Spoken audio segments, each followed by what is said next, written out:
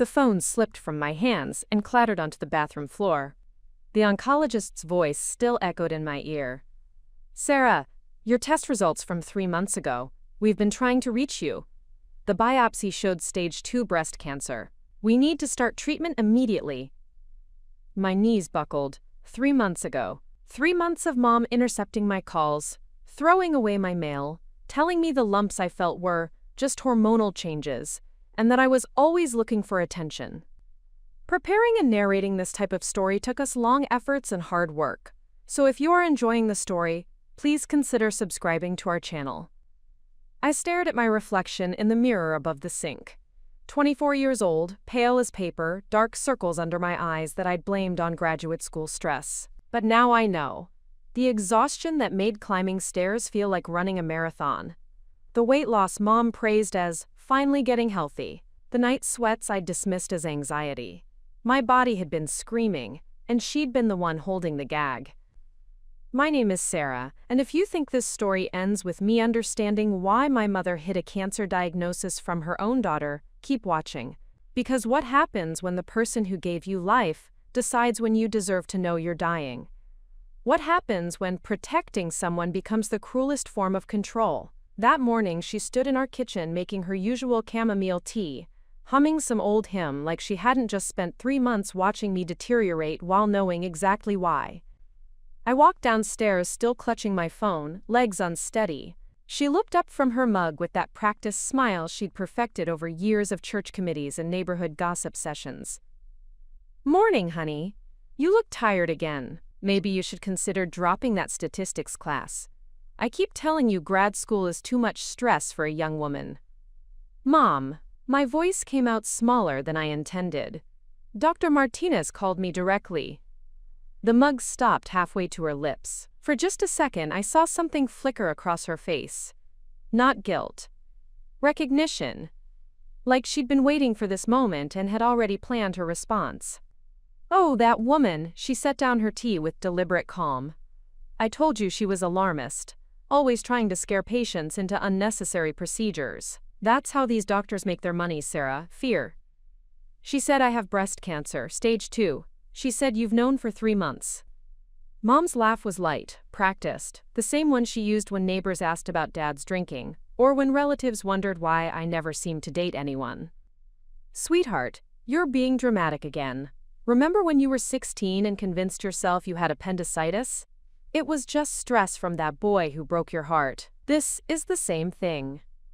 But I was staring at her hands now, and they were trembling just slightly as she reached for her tea. Her wedding ring clinked against the ceramic, a tiny sound that somehow felt deafening in our quiet kitchen. She knew. She had known while I complained about being tired during our grocery runs. She had known while I asked her to feel the lump in my breast, and she told me it was nothing. She had known while I lost 15 pounds, and she complimented my dedication to health. "The doctor has my medical records, Mom. She has the biopsy results. From 3 months ago." I held up my phone. "She's sending them to my email right now. Sarah Michelle, you stop this right now." Her voice shifted, taking on that edge I remembered from childhood. The tone that meant I was about to be grounded for asking too many questions or pushing too hard for answers. "You are not sick. You're stressed from school, from that job at the library, from always thinking something's wrong with you. I will not have you spiral into another one of your anxiety episodes." Another one of my anxiety episodes. As if the time I'd insisted something was wrong with my vision and she'd dismissed it for weeks, only for an eye doctor to find a torn retina that required emergency surgery, was just teenage hysteria. As if the chest pains she'd called attention-seeking hadn't turned out to be a heart murmur that needed monitoring. As if my entire medical history wasn't a pattern of her minimizing, dismissing, and explaining away every legitimate concern I'd ever had about my own body. "This isn't anxiety," I said, and my voice was getting stronger now, fueled by something that felt like rage, but cleaner. "This is cancer. The doctor said if we'd started treatment 3 months ago, the prognosis would be significantly better. She said early intervention was critical." "Don't you dare blame me for your medical problems." Mom stood up abruptly, her chair scraping against our kitchen floor. "I have done nothing but protect you your entire life. When you were 5 and fell off your bike, who took care of you? When you had pneumonia in high school, who sat by your bed? I know your body better than some doctor who's seen you twice. I wanted to laugh. She knew my body? She'd seen me grow thinner. Watched me struggle to stay awake during conversations. Noticed when I started wearing baggy sweaters because my bra hurt against the lumps I'd been feeling for months. She'd known my body was failing, and she'd chosen to let me believe I was just weak. You intercepted my calls. It wasn't a question anymore. The doctor's office has been trying to reach me for 3 months. You've been taking my calls and telling them I wasn't interested in treatment. I was protecting you from unnecessary stress during your thesis year. Her justification came so quickly, so smoothly that I knew she'd been practicing it. You had enough on your plate without some doctor trying to panic you into procedures you didn't need. I was going to tell you after graduation when you could handle it better. After graduation, Mom, the doctor said this could spread. She said 3 months of delay could mean the difference between mastectomy and lumpectomy, between chemotherapy and radiation, between remission and, I couldn't say the word, death. She had risked my life to avoid disrupting my graduate school timeline.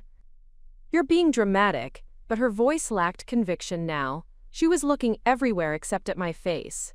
These doctors, they exaggerate everything. Your grandmother had lumps her whole life, and she lived to 93.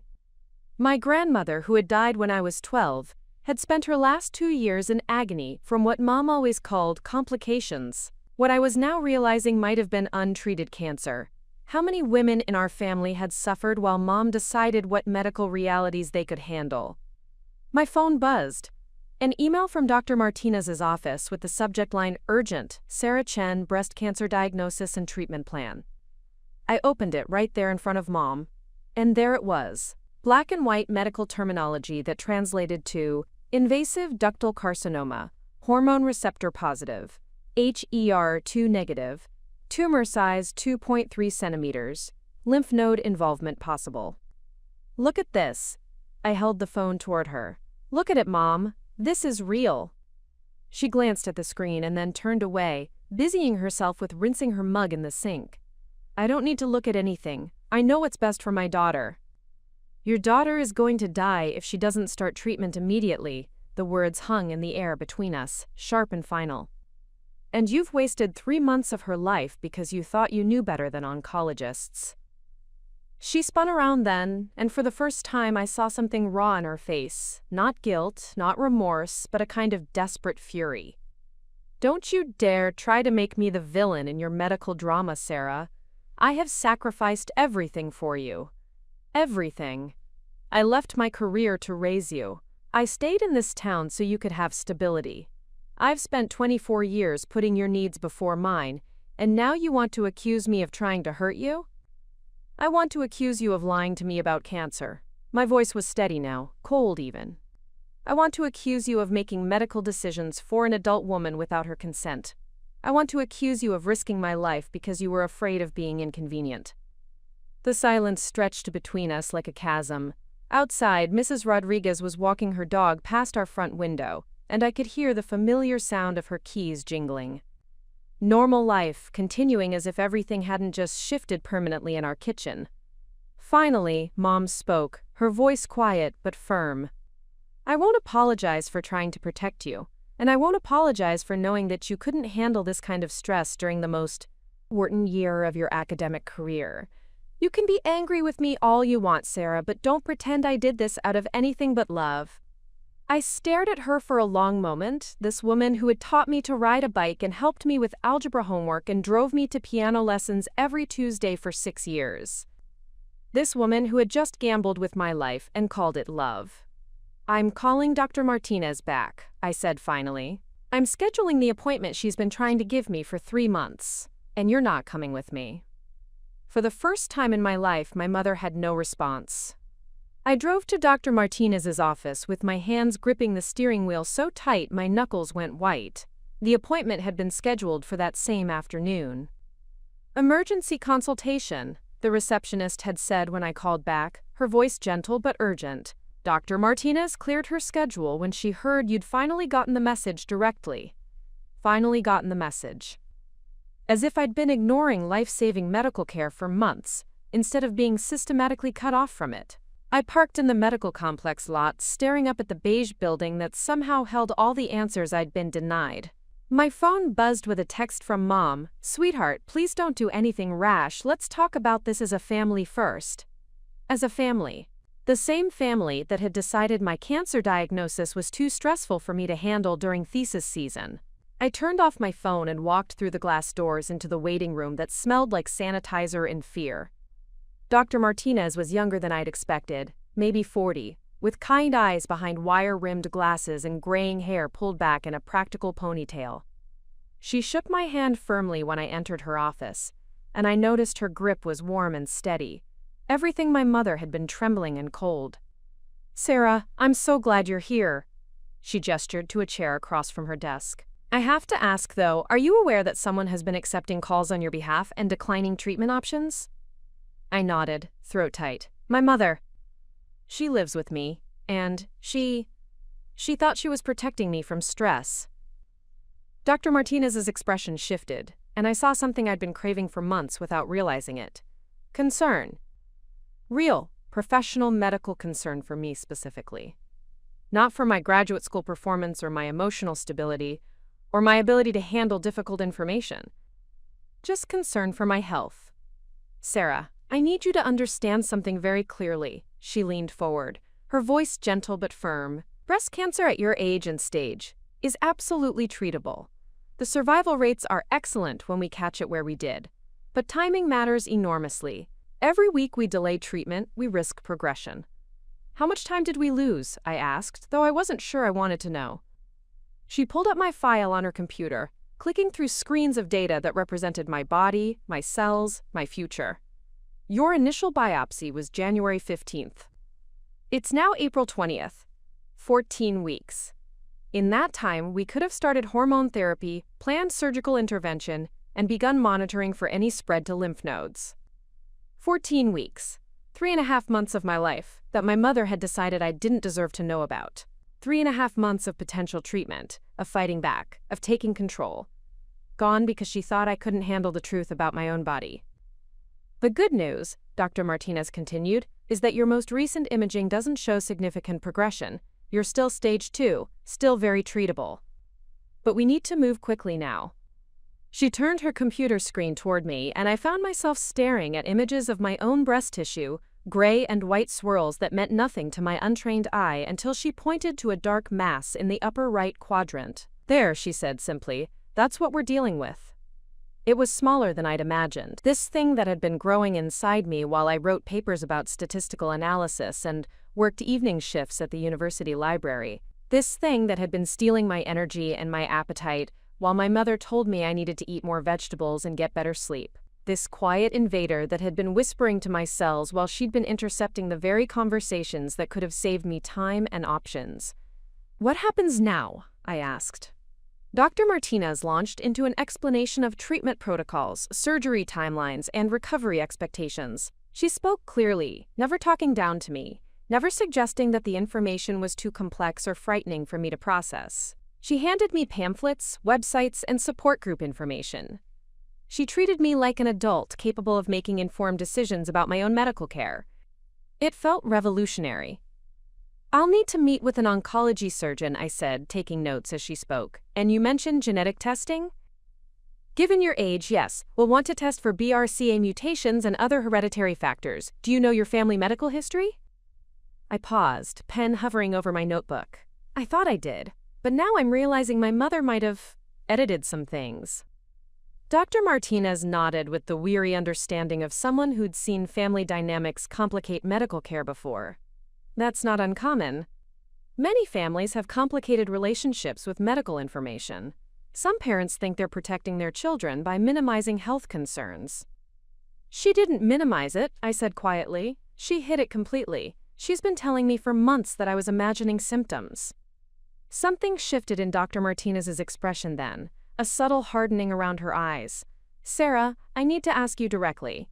Do you feel safe discussing your medical care with your family? Do you feel like you have agency in your own health decisions?" The question caught me off guard. Did I feel safe? I thought about Mom's trembling hands that morning, her practiced responses, her immediate pivot to making me the problem. I thought about years of dismissed symptoms and delayed care and medical concerns that were always just anxiety or attention-seeking or stress. I don't know, I admitted. I mean, she's not violent or anything, she decides what I can handle. And apparently she decided I couldn't handle having cancer. Dr. Martinez was quiet for a long moment, and I could almost see her weighing her words. Sarah, you're 24 years old. You're the only person who gets to make decisions about your medical care. No one else can decline treatment on your behalf without your explicit consent. What happened here? It's not legally or ethically acceptable. My stomach dropped. Are you saying what she did was illegal? I'm saying that interfering with someone's medical care without their knowledge or consent is a serious matter. You missed 3 months of potential treatment because someone else made decisions about your body without your permission. She paused. I'm required to document these kinds of situations. It's not about punishment, it's about protecting patients. I stared down at my hands, still holding the pen, still taking notes about my own cancer treatment, like a diligent student. But something was shifting inside me, something harder and clearer than the confusion I'd been carrying all morning. What would have been different if I'd known in January? I asked. Dr. Martinez consulted my file again. We likely would have recommended surgery within 6 weeks of diagnoses. A lumpectomy, most likely, given the size and location. You'd probably be finishing chemotherapy by now instead of just starting. Your prognosis would be essentially the same, but your treatment timeline would be months shorter. Months shorter. I could have been healing by now instead of just learning that I was sick. I could have been making informed decisions about my education, my work, my relationships. I could have been fighting instead of wondering why I felt so tired all the time. There's something else, Dr. Martinez said gently. Given the delay in treatment, we'll need to be more aggressive with our approach now. What might have been a straightforward lumpectomy and radiation will likely require chemotherapy as well, just to ensure we're being thorough. More aggressive. Because my mother had decided I couldn't handle knowing about my own cancer, I would now need more intensive treatment. The protection she'd offered me had actually put me in more danger. My phone, which I'd turned back on, buzzed with another text. Mom again. Dr. Patterson down the street said these oncologists always exaggerate to get more business. Maybe we should get a second opinion first. Dr. Patterson. Our family doctor who'd been telling me my symptoms were stress-related for months. The same man who'd missed my heart murmur until I'd insisted on seeing a cardiologist. The doctor who'd been dismissing my medical concerns since I was a teenager, always with my mother nodding approvingly beside me. I showed the text to Dr. Martinez. This is what I mean. She's still doing it. Dr. Martinez read the message, and her expression grew stern. Sarah, Dr. Patterson hasn't seen your pathology reports. He hasn't reviewed your imaging. He's not an oncologist. Getting a second opinion from a qualified specialist is always reasonable, but dismissing a confirmed cancer diagnosis based on the opinion of someone who hasn't examined the evidence, that's dangerous. She's scared, I said, though I wasn't sure if I was defending her or trying to understand her myself. Fear is understandable, Dr. Martinez replied, but fear doesn't justify making medical decisions for another adult without their consent. And it certainly doesn't justify delaying cancer treatment. I looked back down at the images of my own breast tissue, at the dark mass that had been growing while I'd been told I was fine. This thing that was mine to fight, mine to treat, mine to beat, but only if I was allowed to know about it. I want to start treatment immediately, I said, and my voice sounded stronger than it had all day. Whatever you recommend, I want to do it. I want to schedule surgery, start chemotherapy, and do genetic testing, all of it. Dr. Martinez smiled then, the first genuine smile I'd seen in her office. Good. That's exactly what I want to hear. We're going to take excellent care of you, Sarah, and we're going to make sure you have all the information you need to make informed decisions every step of the way. As she walked me to the scheduling desk, I realized something had fundamentally changed in the past hour. For the first time in months, someone was treating my health like it mattered. Someone was treating me like I deserved to know the truth about my own body. And I was never going back to letting anyone else make those decisions for me. When I walked through our front door that evening, Mom was waiting in the living room with backup.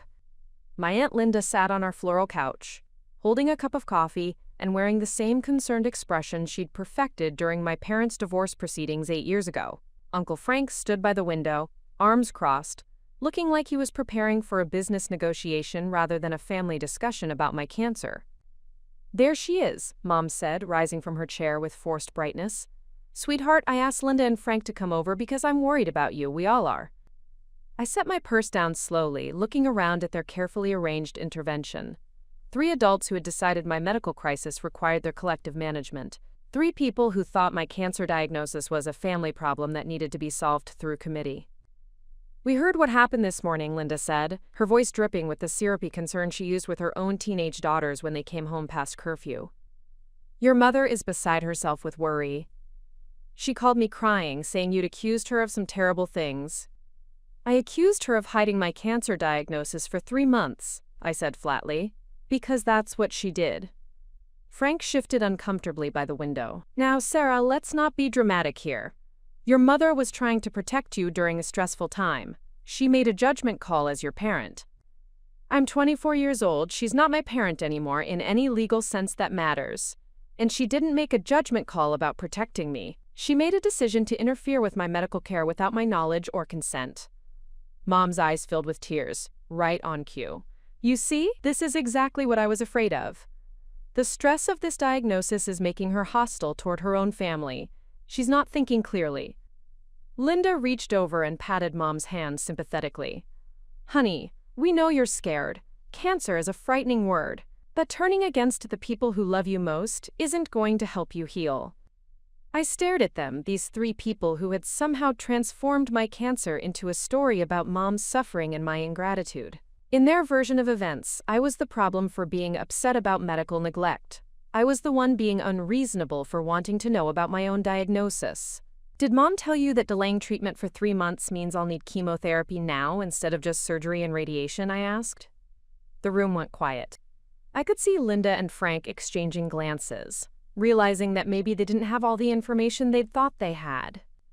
"That's not confirmed," Mom said quickly. "That doctor is just trying to scare you into more expensive treatments. I've been reading about this online, and these oncologists have financial incentives to recommend the most aggressive options."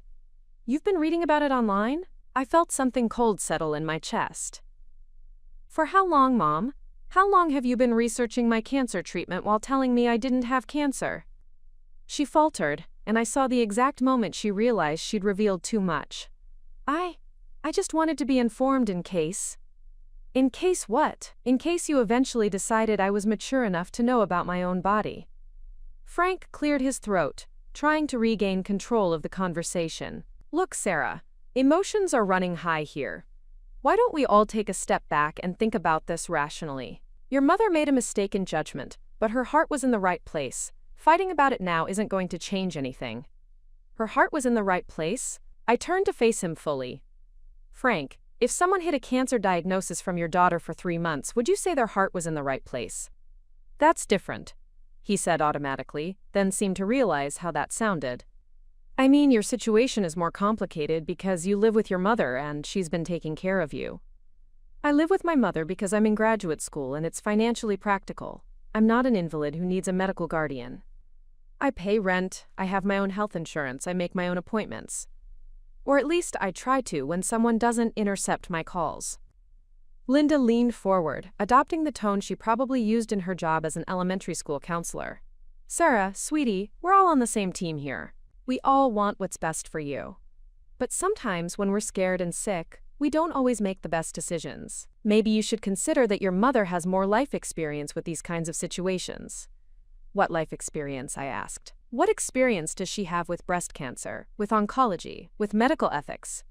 "She has experience being your mother," Linda said firmly. "She knows you better than anyone. She knows how you handle stress, how you react to bad news. She was trying to time this revelation in a way that would be least harmful to your mental health." I wanted to laugh, but it came out as something harder and more bitter. "My mental health? Do you know what's been happening to my mental health for the past 3 months? I've been exhausted, losing weight, having night sweats, and being told it was all in my head. I've been worrying that I was lazy, that I was weak, that I couldn't handle normal adult responsibilities. I've been blaming myself for symptoms that were actually cancer."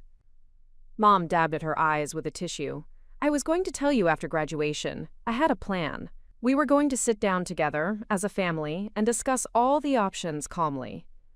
After graduation, Mom, that's 2 months away. The doctor said that would have been 5 months of delayed treatment. 5 months of this thing potentially spreading through my body while you waited for a convenient time to mention it.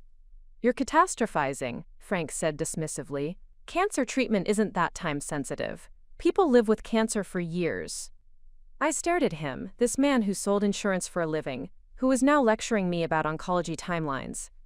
Are you seriously mansplaining cancer treatment to someone who just spent 2 hours with an actual oncologist? Don't get snippy with your uncle, Mom said sharply. He's here because he cares about you. We all are. But this attitude you've developed today, this anger and hostility, it's not healthy. It's not going to help you heal. My attitude? I could feel my voice rising, but I didn't care anymore. My attitude is that I found out this morning that I have cancer, and that my own mother has been lying to me about it for 3 months. My attitude is that I've lost treatment time because someone else decided what medical information I could handle. My attitude is that I'm sitting in my living room being lectured about gratitude by people who think hiding cancer from someone is an act of love. Linda and Frank looked uncomfortable now, shifting in their seats as my voice grew stronger. This wasn't the scared, confused young woman they'd come here to manage. This was someone who'd spent the afternoon learning about her own diagnosis and making her own treatment decisions for the first time in months. We're just trying to help, Linda said weakly. No, you're trying to make this go away. You're trying to smooth over what Mom did so everyone can pretend it was just a misunderstanding, instead of a serious violation of my autonomy. You're trying to make me the problem for being upset, instead of addressing the fact that someone interfered with my medical care. Mom stood up abruptly, her tears suddenly gone, replaced by the cold anger I remembered from childhood arguments. That's enough, Sarah Michelle. I will not sit in my own home and be accused of trying to hurt you. Everything I have done for 24 years has been in your best interest. Every sacrifice, every decision, every sleepless night worrying about you. And now you want to turn me into some kind of villain because I tried to protect you from information you weren't ready to handle. Information I wasn't ready to handle? I stood up too, facing her across our coffee table. It's my body, Mom. It's my life. It's my cancer. You don't get to decide what I'm ready to handle about my own medical condition.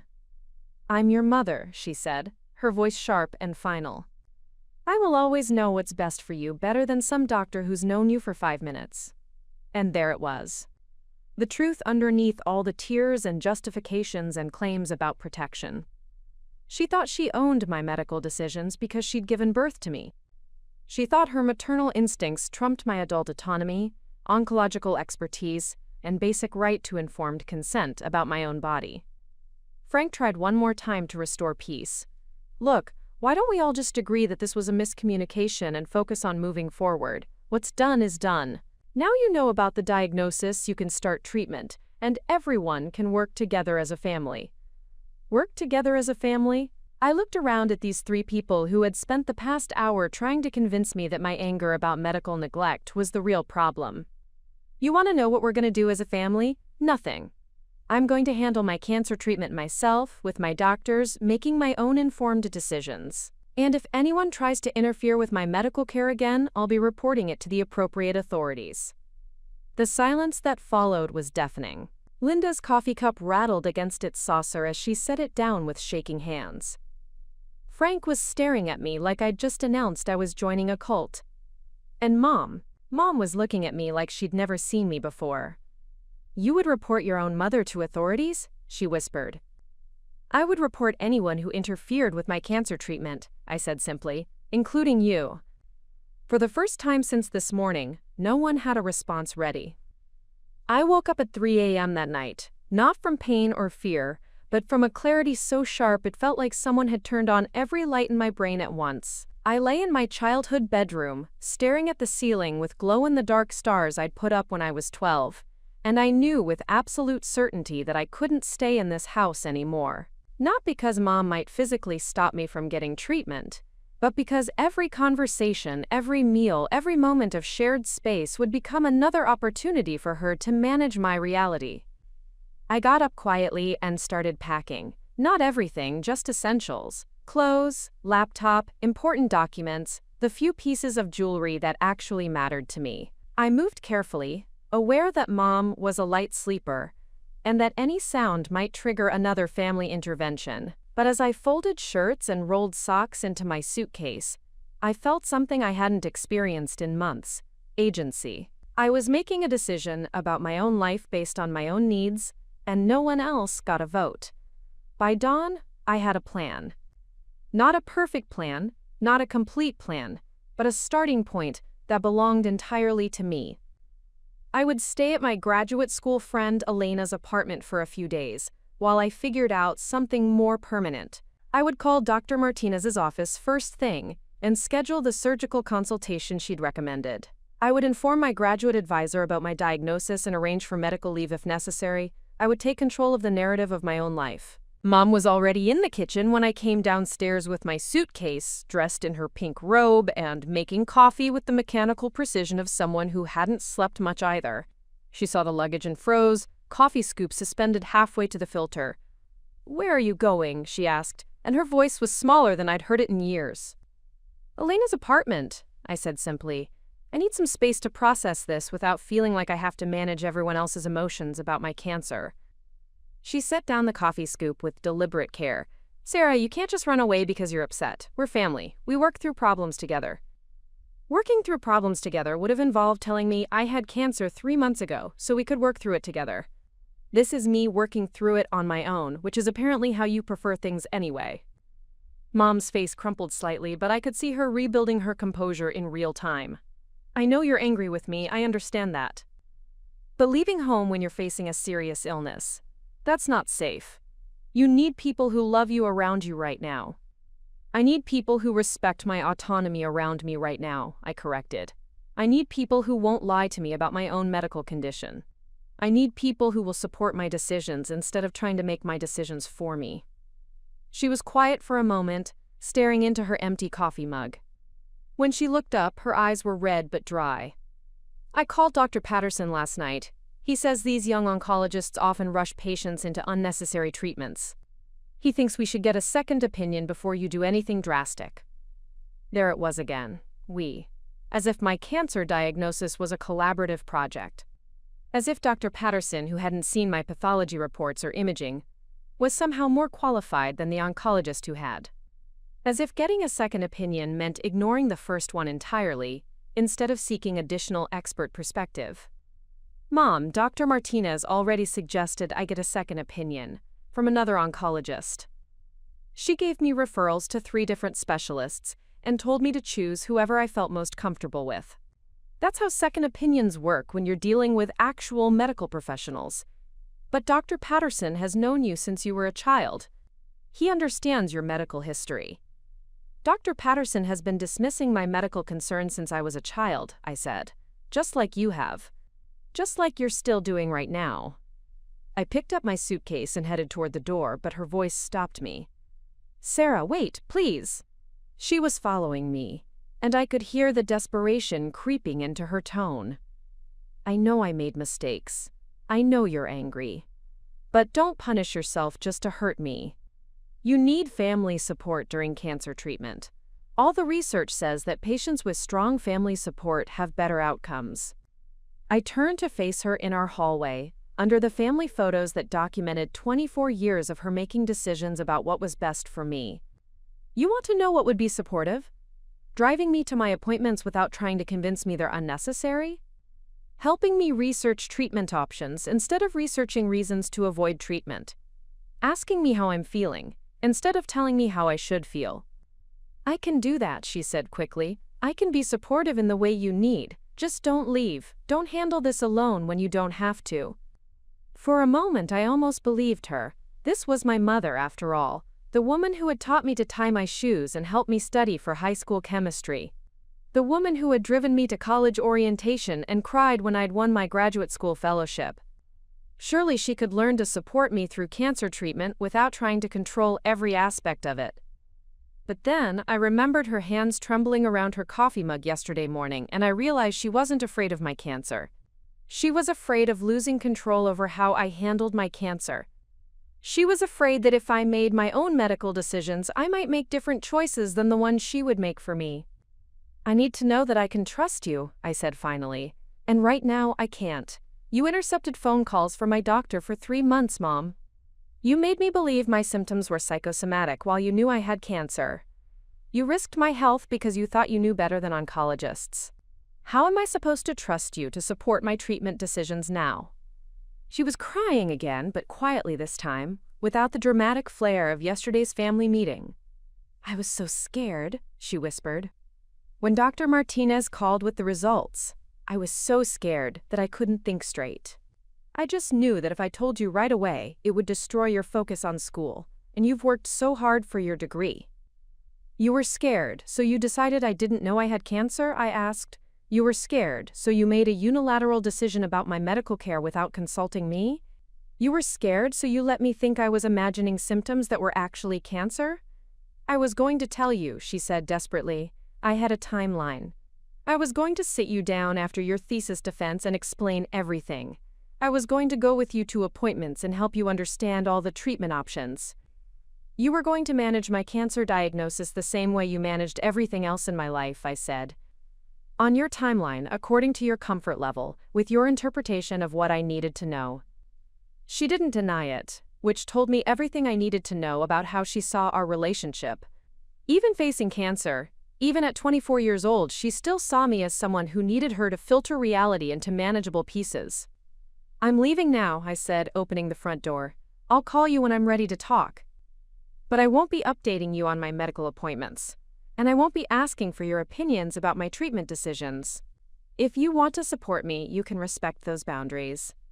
Sarah, please don't do this, she called after me as I walked toward my car. Don't let anger make you push away the people who love you most. I turned back one more time and I saw her standing in our doorway in her pink robe, looking smaller and older than I'd ever seen her. For just a moment, I felt the familiar pull of guilt, the urge to comfort her and minimize my own needs to make her feel better. But then I thought about sitting in Dr. Martinez's office yesterday, being treated like an adult capable of making informed decisions about my own body. I thought about the relief I'd felt when someone finally took my symptoms seriously, instead of dismissing them as anxiety or attention-seeking. I thought about the months of treatment I'd lost because someone else had decided what medical information I could handle. The people who love me most, I said, want me to have agency over my own life, especially when that life includes cancer. I got in my car and drove away, and for the first time in 3 months, I felt like I was moving towards something instead of just enduring whatever other people decided was best for me. My phone buzzed with a text as I pulled into Elena's apartment complex, but I didn't check it. Whatever Mom wanted to say could wait until I was ready to hear it. Right now, I have a cancer treatment plan to research and appointments to schedule and decisions to make. My decisions about my body for my future. And no one else got to vote on any of it. Elena's apartment smelled like cinnamon and coffee when I knocked on her door at 7:30 a.m., suitcase in hand and probably looking like I'd been awake all night, which I had. She opened the door in her pajamas, took one look at my face, and stepped aside without asking a single question. Coffee's fresh, she said simply. Couch pulls out into a bed, stay as long as you need. This is what support looked like, I realized. No interrogation about my choices, no attempts to fix my problems, no insistence that she knew what was best for me. Just space and caffeine and the assumption that I was capable of making my own decisions. I was explaining the situation over scrambled eggs when my phone rang. Dr. Martinez's office, calling at exactly 9 a.m. as they'd promised. Elena watched me answer, ready to give me privacy if I needed it, but I motioned for her to stay. For the first time in months, I didn't need to hide a medical conversation. Sarah, this is Jennifer from Dr. Martinez's office. We've scheduled your surgical consultation with Dr. Rebecca Chen for tomorrow at 2 p.m. She's one of the best breast surgeons in the state, and she's had a cancellation that worked in your favor. Tomorrow, less than 24 hours from now, I would be sitting across from a surgeon, discussing the removal of cancer from my body. The timeline felt both impossibly fast and frustratingly slow. Fast because I'd only learned about my diagnosis yesterday. Slow because I'd actually had cancer for months without knowing it. That's perfect, I said, grabbing Elena's notepad to write down the address. Should I bring anything specific? all your imaging and pathology reports, which we'll send over today. A list of questions. Dr. Chen encourages patients to come prepared. And if you want to bring a support person, that's completely fine. A support person. Someone to sit with me while a surgeon explained how they would cut cancer out of my breast. Someone to help me process information and remember details and advocate for my needs. 3 days ago, I would have automatically assumed that person would be Mom. Now I found myself looking at Elena, who was already nodding before I could ask. "I'll come with you," she said once I'd hung up. "If you want me to, I'm good at taking notes and asking annoying questions." "You don't have to do that. I know you have your own thesis to work on, and this isn't really your problem." "Sarah?" Elena's voice was firm but kind. "You're my friend, you have cancer, and you need support. That makes it my problem in the best possible way. Besides, I'm much better at annoying medical professionals than I am at statistical analysis, so this is probably a more productive use of my time." I started crying then, not from fear or sadness, but from relief. This was what it felt like, to have someone support my decisions instead of trying to make my decisions for me. This was what it felt like to have someone trust that I was capable of handling my own medical care while still offering to help me handle it. My phone buzzed with a text from Mom. "Sweetheart, I've been thinking all night. Maybe you're right about needing space. I just want you to know that I love you, and I'm here whenever you're ready."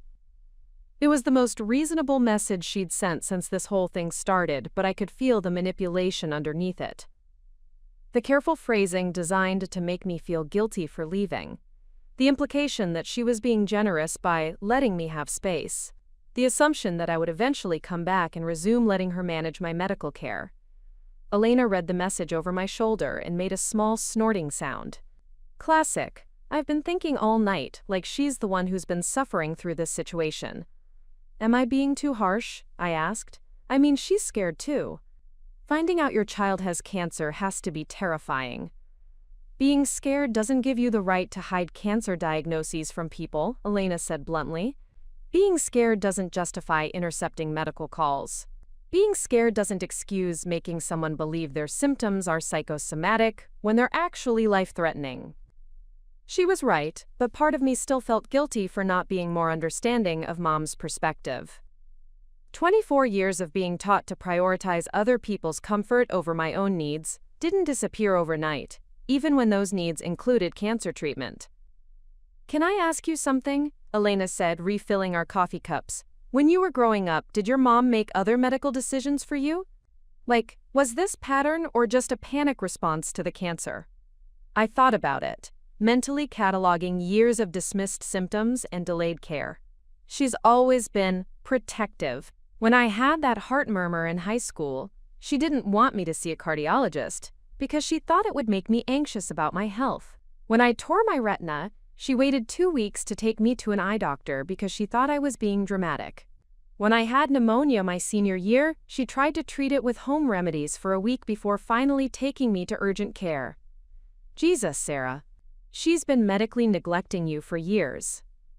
The words hit me like a physical blow. Medical neglect. I'd never thought of it that way, but that's exactly what it was. A pattern of minimizing my health concerns, delaying necessary care, and prioritizing her comfort with medical information over my right to receive appropriate treatment. "I think I need to call my therapist," I said quietly. "You have a therapist?" "I had one, in undergrad, for anxiety." I laughed bitterly. Anxiety that was probably caused by never being allowed to trust my own perceptions about my body and my health. Elena was quiet for a moment, processing this information. "Are you going to tell your mom about the surgery consultation?" I considered it. Part of me wanted to call her, to give her another chance to be supportive in the way I needed. Part of me missed the fantasy of having a mother who would hold my hand through cancer treatment instead of trying to control every aspect of it. But then I remembered the trembling in her hands yesterday morning, and I knew she wasn't ready to support my medical decisions. She was still too invested in managing my medical decisions. "No," I said finally. "I'm going to handle this appointment myself, with you as my support person if you're still willing. I'll tell her about it afterward, once I know what the surgeon recommends. I'll give her information instead of asking for permission. Good, Elena said. That sounds healthy and adult and completely reasonable. My phone rang again. This time it was a number I didn't recognize, but the caller ID showed it was from the same medical center as Dr. Martinez's office. Sarah Chen? The voice was professional, warm. This is Dr. Rebecca Chen's office. I know this is last minute, but Dr. Chen had another cancellation this afternoon, and we could move your appointment up to today at 4 p.m. if that works better for you. Today. I could see the surgeon today, get answers today, start making concrete treatment plans today, instead of spending another sleepless night wondering what they were going to recommend.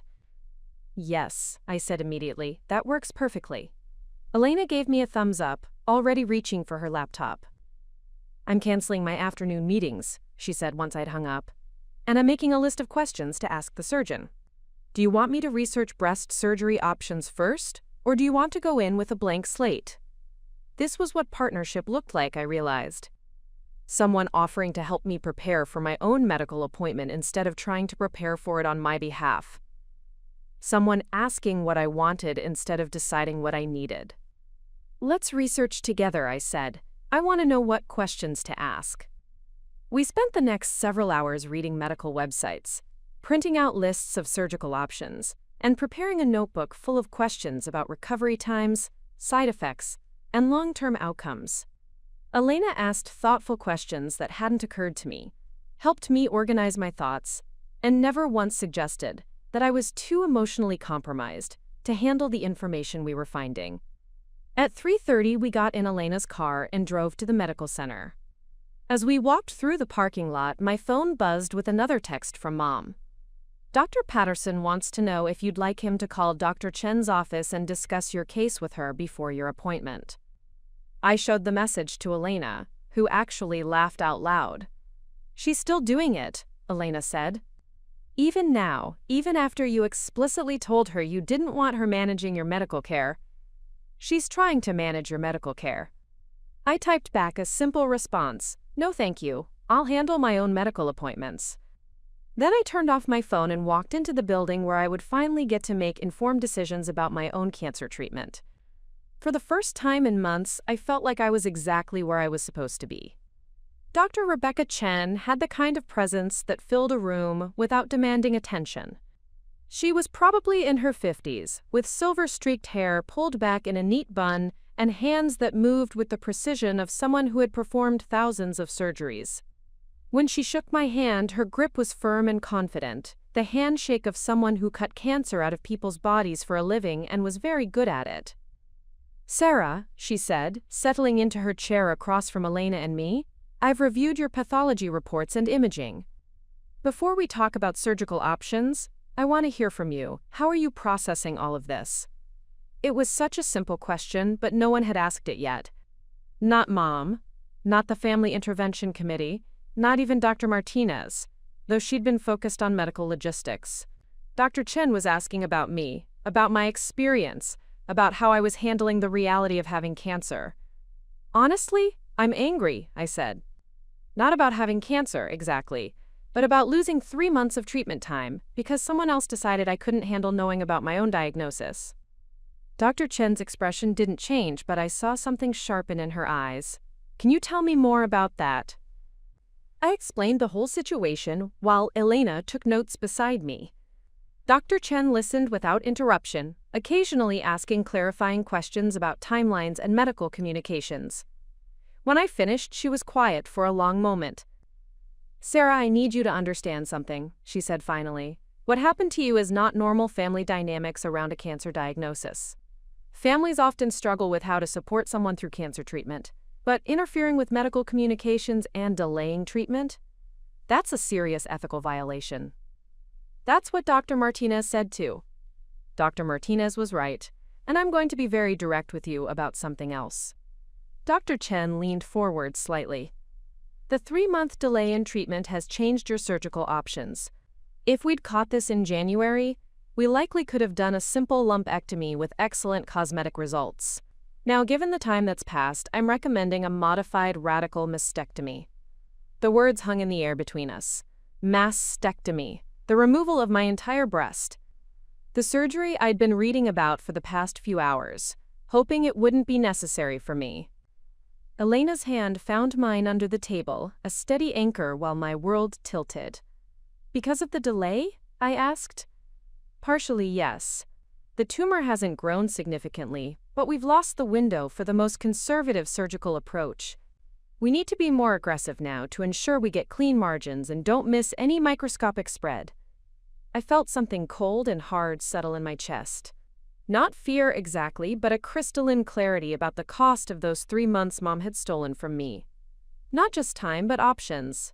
Not just treatment, but the chance for less invasive treatment. What would the recovery look like? Elena asked, reading from our prepared list of questions.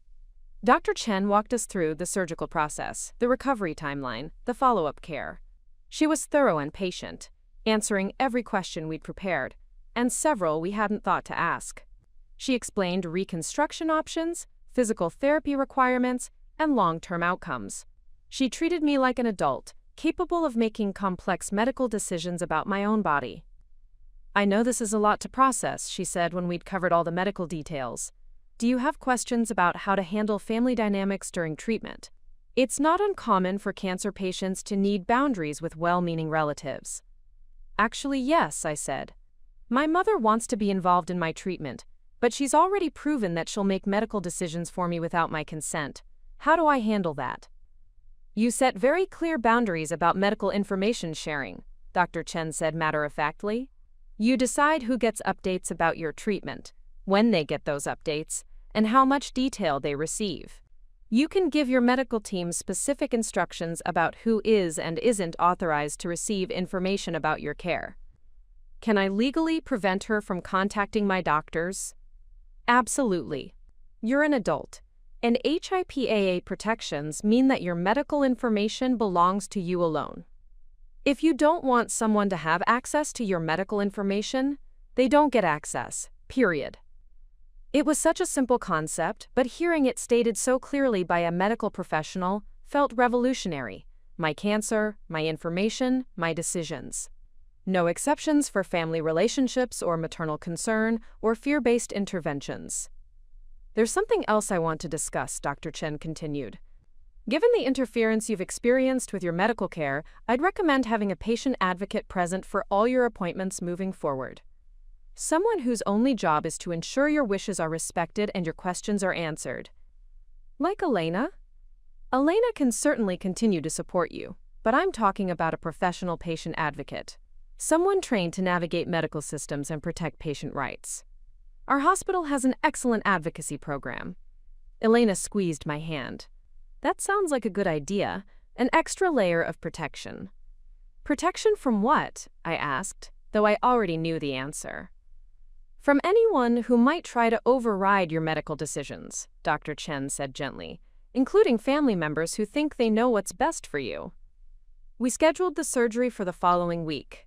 Dr. Chen's office would handle all the preoperative appointments, coordinate with the anesthesia team, and arrange for a patient advocate to meet with me before the procedure.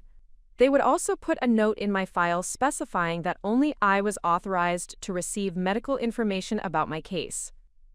Preparing and narrating this type of story took us long efforts and hard work. So if you are enjoying the story, please consider subscribing to our channel. One more thing, Dr. Chen said as we prepared to leave. Have you considered whether you want to inform your family about the surgery timing? I thought about it. Mom would want to know. She'd want to be there, to help with recovery, to feel useful and needed and in control. She'd want to manage my post-operative care the same way she'd tried to manage my diagnosis. I'll tell them after the surgery, I said. Once it's done and I'm in recovery. That's completely your choice, Dr. Chen said.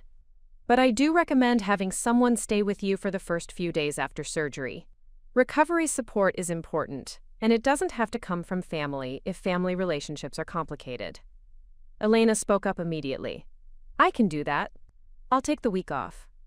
As we walked back to the car, I felt something I hadn't experienced since this whole thing started. Control. Not control over having cancer, but control over how I responded to having cancer. Control over my treatment timeline, my surgical decisions, my information sharing. Control over who supported me and how they supported me. My phone had 17 missed calls from Mom and a string of increasingly frantic text messages. The last one read, "Dr. Patterson spoke with Dr. Chen's office. He says she's recommending unnecessary surgery. Please call me before you make any rash decisions." I showed the messages to Elena, who shook her head in disbelief. "She's still doing it," Elena said. "Even now, even after everything." "Yeah," I said, deleting the messages without responding. "But it doesn't matter anymore. She can call whoever she wants and give whatever opinions she wants. She can't actually stop me from getting the medical care I need." For the first time since my diagnosis, that felt completely true. The messages started before I even got back to Elena's apartment. First Mom, then Aunt Linda, then Uncle Frank, then even my cousin Jessica, who I hadn't spoken to in 2 years. All of them had somehow heard about my upcoming surgery, and all of them had opinions about my medical decisions. "Sarah, honey, please call me. Dr. Patterson is very concerned about this surgeon you're seeing. He thinks you're being pressured into unnecessary surgery." That was Mom's voicemail, her voice tight with barely controlled panic. "Your mother is worried sick. This isn't like you to make such big decisions without family input." Aunt Linda's text, as if my cancer treatment required a family vote. "We need to talk about this surgery thing. Mom says you won't listen to reason." Uncle Frank, who apparently thought oncological surgery was something that could be negotiated like a business deal. But it was Jessica's message that made me understand what was really happening. "Sarah, I don't know what's going on with you and Aunt Margaret, but she called my mom crying saying you're having your breast removed out of spite. She thinks you're trying to punish her by making extreme medical decisions. Maybe you could talk to someone neutral?" Out of spite. Mom had told the family that I was choosing mastectomy to punish her for hiding my diagnosis. She had turned my medically necessary surgery into a story about my emotional instability and vindictive behavior. She had made my cancer treatment about her suffering. Elena found me sitting on her couch staring at my phone with what must have been murder in my eyes. "What's wrong?" she asked, settling beside me with 2 cups of tea. I read Jessica's message. Elena's face went through several expressions before settling on disgusted fury. "She's telling people you're having unnecessary surgery out of spite?" Elena's voice was deadly quiet. "She's telling your family that you're mutilating yourself to get back at her?" "Apparently. And she's got Dr. Patterson backing her up, telling everyone that Dr. Chen is pressuring me into extreme procedures." "Dr. Patterson, who hasn't seen your pathology reports or imaging. Dr. Patterson, who's not an oncological surgeon. That Dr. Patterson? That's the one." Elena was quiet for a moment, sipping her tea and obviously processing her anger. "Sarah, this is psychological warfare. She's not just disagreeing with your medical decisions anymore. She's actively undermining your credibility with your own family." She was right. This wasn't about medical opinions or protective instincts anymore. This was about Mom's need to control the narrative around my cancer, even if it meant convincing people that I was making irrational decisions about my own body. My phone rang, Mom's ringtone. I let it go to voicemail, but she called back immediately. Then again. On the 4th call, Elena reached over and answered. "Hi, Mrs. Chen. This is Elena. Sarah is here, but she's not taking calls right now." I could hear Mom's voice through the speaker, high-pitched and desperate. "Elena, thank goodness. Sarah isn't thinking clearly right now. This surgeon is talking her into removing her breast when it's not necessary. We need to get her a second opinion from someone who isn't trying to make money off unnecessary procedures." "Mrs. Chen," Elena's voice was calm but firm, "Dr. Martinez already recommended that Sarah get a second opinion. Sarah chose Dr. Chen based on her credentials and experience. This is Sarah's decision to make. She's not making decisions, she's reacting emotionally. She's so angry with me that she's willing to have her breast removed just to prove a point. You have to help me make her see reasoned." Elena looked at me, eyebrows raised. I nodded for her to continue. "Mrs. Chen, that's not what's happening here. Sarah is following medical recommendations from qualified oncological specialists. No one is making decisions based on emotions or spite. You don't understand. Sarah has always been prone to dramatic responses when she's upset. When she was 16, she cut off all her hair because I wouldn't let her go to a party. This is the same thing, just more extreme. I felt something snap inside my chest. She was comparing my cancer surgery to a teenage haircut. She was telling my friend that my medical decisions were just another temper tantrum, another dramatic gesture designed to hurt her. I took the phone from Elena. "Mom, stop." "Sarah, thank God. Honey, I know you're angry with me, but you can't let that anger make you do something you'll regret for the rest of your life. We can work through this as a family, but not if you destroy your body to punish me." "I'm not destroying my body to punish you. I'm having medically necessary surgery to treat my cancer." "That's what this surgeon is telling you, but Dr. Patterson says." "I don't care what Dr. Patterson says." My voice was rising, but I didn't try to control it. Dr. Patterson isn't an oncological surgeon. Dr. Patterson hasn't seen my pathology reports. Dr. Patterson doesn't get to have opinions about my cancer treatment. "Sarah, please, just slow down. Get a second opinion from a real specialist before you do something irreversible." I did get a second opinion. From Dr. Chen, who is a real specialist.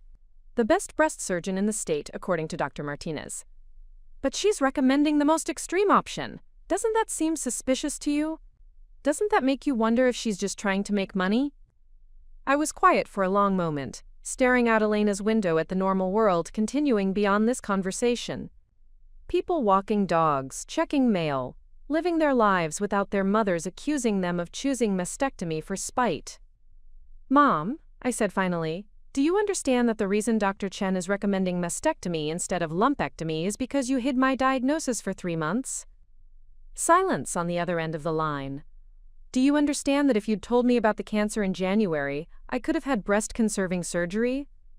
Do you understand that your decision to delay my treatment is the reason I need more aggressive surgery now?" "That's not..." "The doctors said the delay didn't affect the treatment options." "Which doctors? Dr. Patterson?" "Because the actual oncological surgeon I saw yesterday said the delay absolutely affected my treatment options. She said if we'd caught it 3 months ago, I could have had a simple lumpectomy." More silence. I could hear her breathing, could almost feel her rearranging the facts in her mind to avoid accepting responsibility for the consequences of her choices. "Even if that's true," she said finally, "it doesn't mean you have to go through with the most extreme option now. There might be other alternatives." "There might be, but that's for me to discuss with my medical team. Not for you to research with Dr. Patterson and then present to the family as evidence that I'm making emotional decisions." "I never said you were making emotional decisions. Jessica just texted me that you told Aunt Carol I'm having my breast removed out of spite." The silence stretched so long I thought she might have hung up.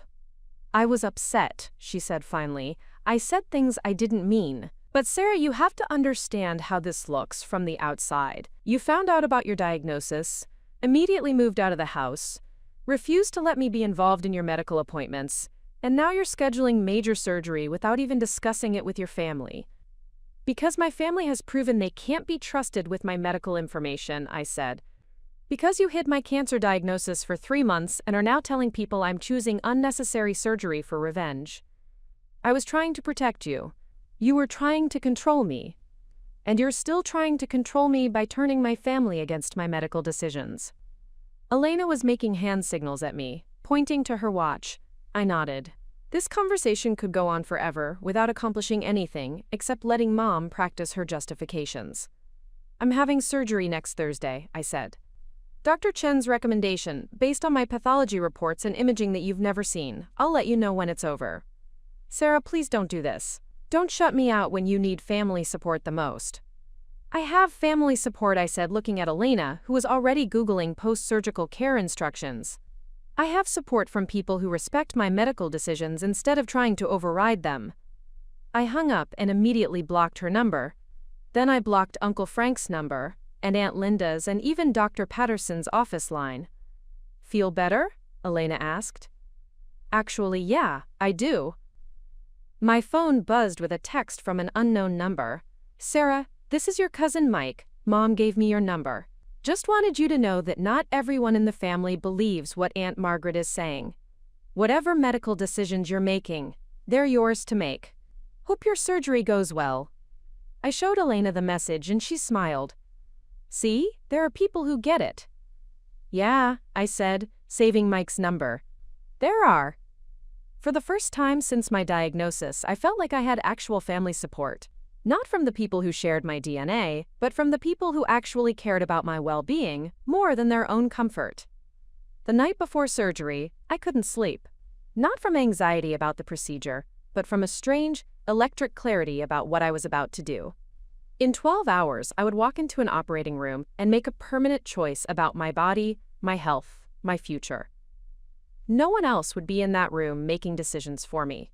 No one else would have opinions about what I could handle or what was best for me. Just me, my surgeon, and the cancer that needed to come out. Elena had made her couch into a nest of blankets and pillows, surrounding me with the kind of comfort that didn't require explanation or justification.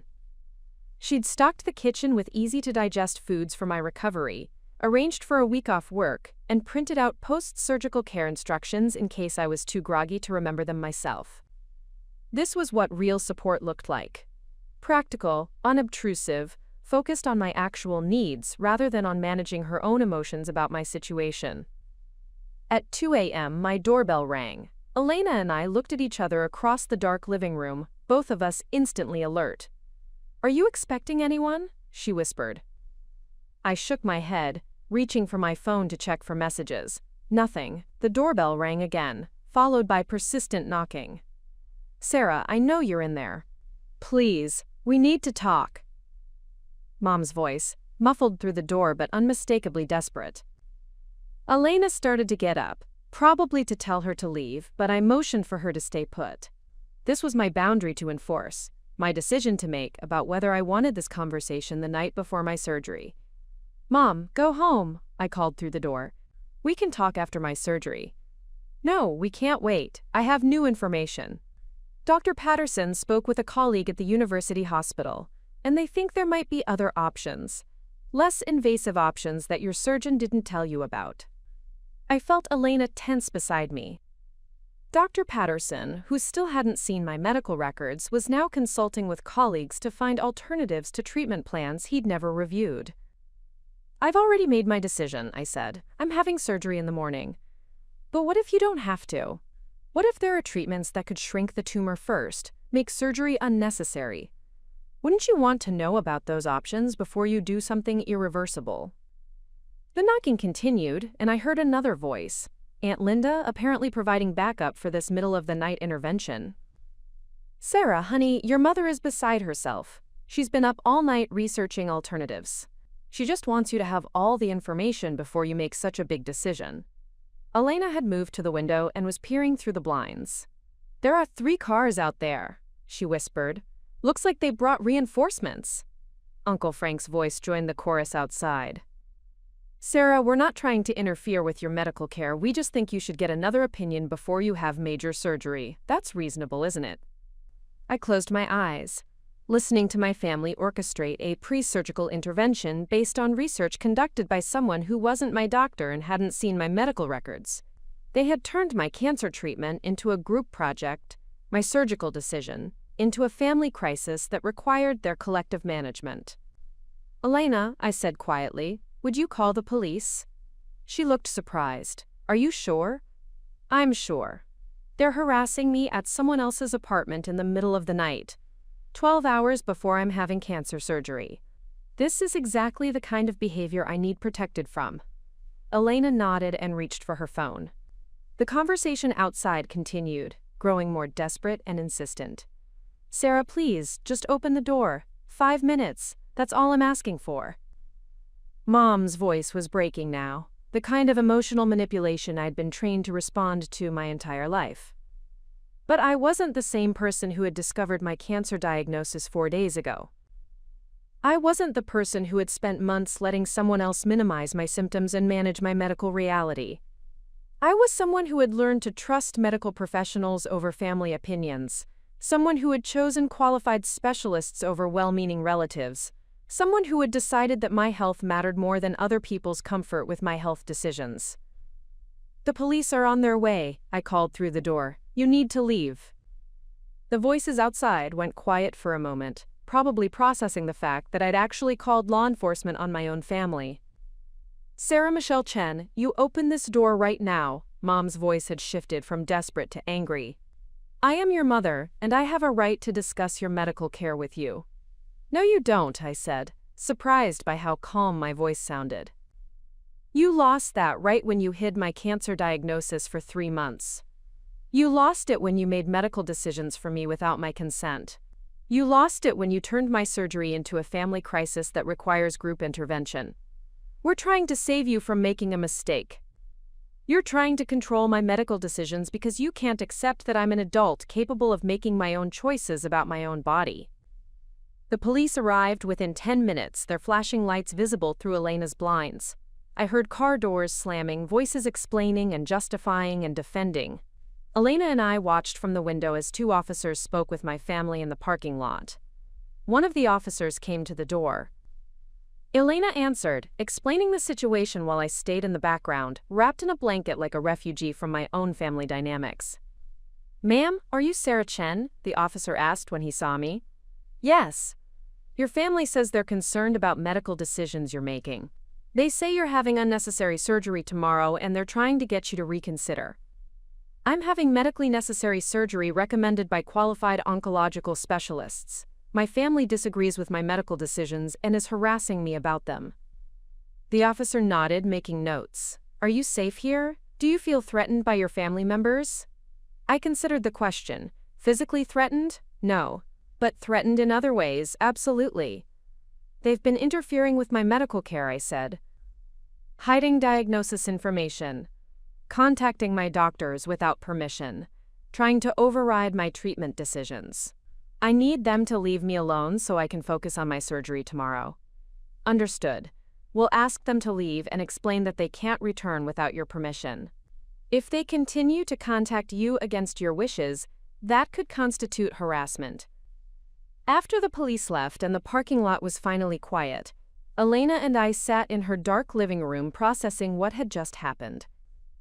I can't believe you had to call the police on your family the night before cancer surgery, Elena said. I can't believe they thought a parking lot intervention was appropriate medical consultation, I replied. My phone, which I'd turned off during the police visit, showed 17 missed calls and 43 text messages when I turned it back on. All from family members, all containing some variation of concern, disappointment, and accusations about my mental state and decision-making capacity. I deleted them all without reading them completely. You know what's weird? I said to Elena. I feel more ready for surgery now than I did before they showed up. Really? Yeah, because now I know for absolute certain that I'm making the right choice by handling this without them. If they're willing to stage interventions and call in police, they're definitely not ready to respect my medical autonomy. Elena smiled in the dark. So their harassment actually backfired. Completely. They just proved that I can't trust them to support my recovery any more than I could trust them to support my diagnosis. At 6 a.m. my phone rang with a call from Dr. Chen's office confirming my arrival time and preoperative instructions. The voice was professional, calm, focused on my medical needs rather than on managing family drama. We'll see you at 10 a.m., Sarah. Do you have any last-minute questions? Just one, I said. Can you put a note in my file that only I am authorized to receive information about my surgery and recovery?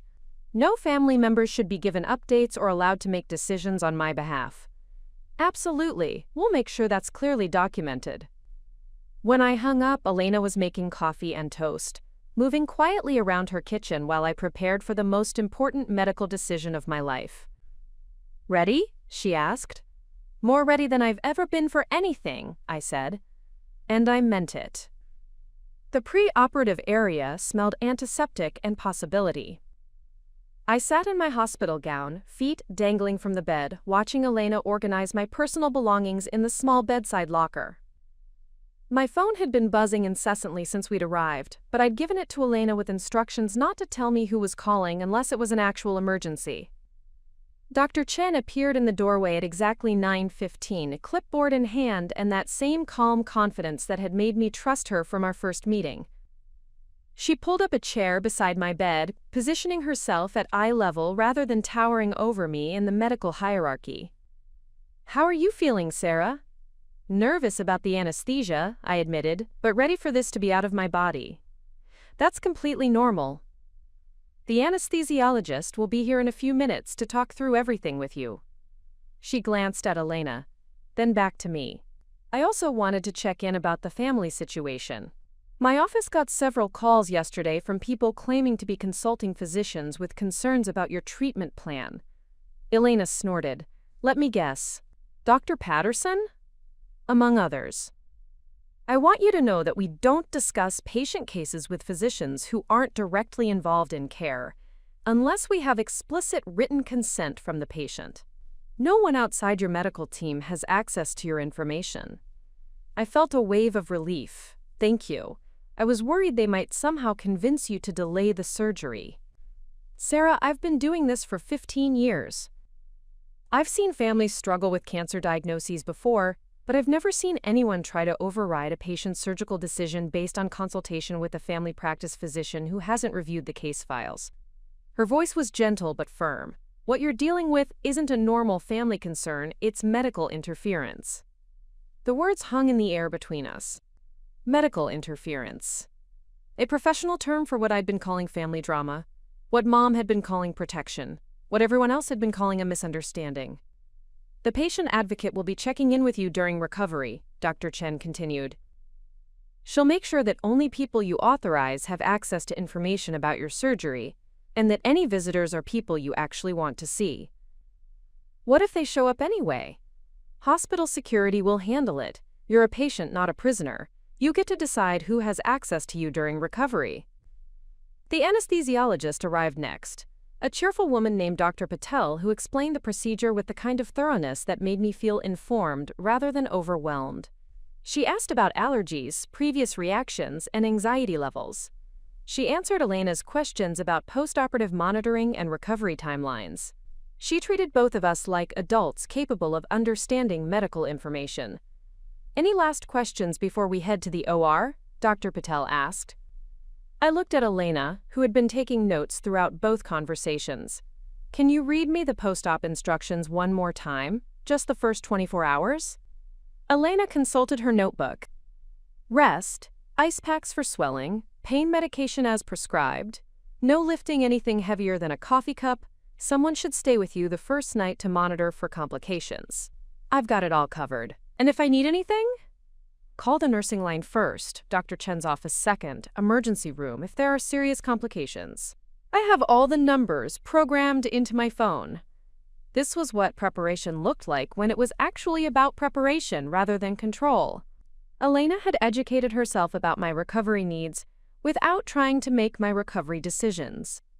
She had organized practical support without organizing medical opinions. As they wheeled me toward the operating room, I caught a glimpse of the waiting area through a set of double doors. Mom was there, sitting in one of the uncomfortable plastic chairs, clutching a cup of coffee and staring at the elevator doors like she was waiting for news about my surgery. Elena, I said, reaching for her hand as we paused outside the OR. I see her, Elena said quietly. I'll handle it. You focus on the surgery. What will you tell her?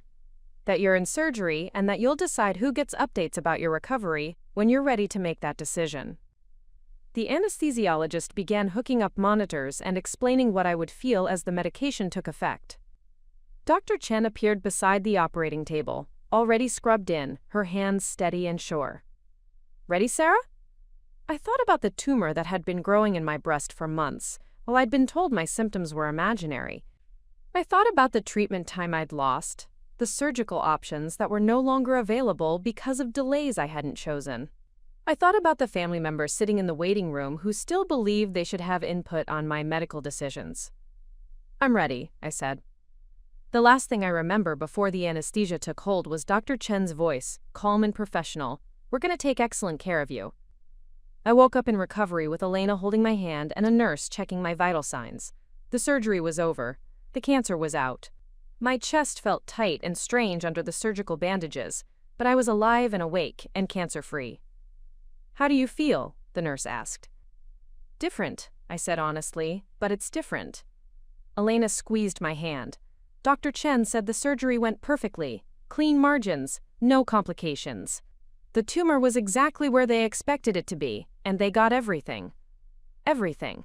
The cancer that had been stealing my energy and my peace of mind for months was gone. Cut out, removed, no longer part of my body or my future. What time is it? Almost 5 p.m. You've been in recovery for about an hour. 6 hours. 6 hours ago, I'd been a person with cancer. Now I was a person recovering from cancer surgery. The difference felt enormous and impossible, and completely real all at the same time. Has anyone? I started to ask about Mom, then stopped. Never mind, I don't want to know right now. The patient advocate stopped by while you were sleeping, Elena said. She said there have been several people asking for updates, but no information has been shared with anyone except me, per your instructions. Good. The recovery nurse finished her checks and explained what the next few hours would look like. Pain management, monitoring for complications, gradual return to sitting up and walking around. Elena had already arranged for a private room for the night, giving me space to heal without worrying about unwanted visitors. As evening settled over the hospital, I found myself thinking about the moment this morning when Dr. Chen had asked if I was ready.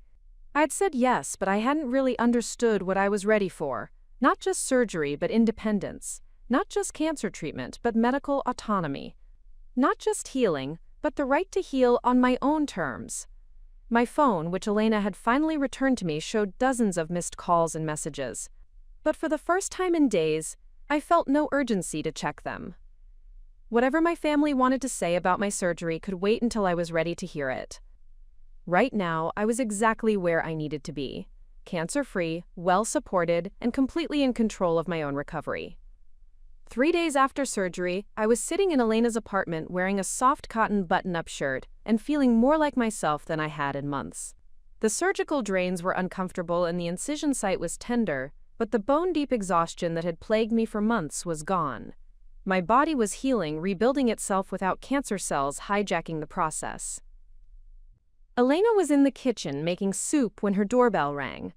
We looked at each other, both immediately tense. I'd been staying off social media and ignoring most of my calls, but I knew my family was still trying to find ways to insert themselves into my recovery. I'll check, Elena said, moving to the window. It's your mom. She's alone this time. I don't want to see her yet. You don't have to see anyone you don't want to see, Elena reminded me. That's the whole point of recovery boundaries. But as I sat there listening to Mom's tentative knocking, I realized something had shifted. The desperate urgency I'd felt before surgery to avoid her manipulation was gone. I wasn't afraid of her anymore. I wasn't worried that she could convince me to doubt my medical decisions or make me feel guilty for prioritizing my health. The surgery had created a clear before and after. Before, when she'd had power over my medical reality, and after, when I had complete control over my own healing. Actually, I said, I think I do want to see her, but on my terms. Elena looked surprised but nodded. I'll be right here if you need backup. I opened the door to find Mom standing on the doorstep holding a casserole dish and looking smaller than I'd ever seen her. Her hair was unwashed, her clothes wrinkled, and she had the hollow-eyed look of someone who hadn't been sleeping well. "Sarah," she said, her voice barely above a whisper, "how are you feeling?" "I'm recovering well," I said simply. "The surgery went exactly as planned." She held out the casserole dish like a peace offering. "I made your favorite, that chicken and rice thing you used to ask for when you were sick as a kid." I took the dish because it seemed cruel not to, but I didn't invite her in. We stood in the doorway, this woman who had given birth to me and the daughter she tried to control even through cancer treatment. "I was so scared," she said finally. "Sitting in that waiting room, not knowing how the surgery was going, not knowing if you were okay. They wouldn't tell me anything because of the privacy instructions you gave them." "That's what I wanted," I said. I needed space to focus on my surgery and recovery without managing other people's emotions about my medical care. I know, I understand that now. But Sarah, sitting there for 6 hours not knowing if my daughter was okay. She trailed off, probably expecting me to comfort her about the anxiety she'd experienced while I was unconscious having cancer removed from my body. "Mom, you could have known I was okay if you'd supported my medical decisions instead of fighting them. You could have been here for my recovery if you'd respected my autonomy instead of trying to override it." She was quiet for a long moment, staring down at her hands. Dr. Patterson says I was wrong to interfere with your treatment. He says hiding medical information from patients is never appropriate, even when the family thinks they're protecting them. Dr. Patterson is right about that. He also says that the delay in treatment probably didn't affect your surgical options as much as that surgeon claimed.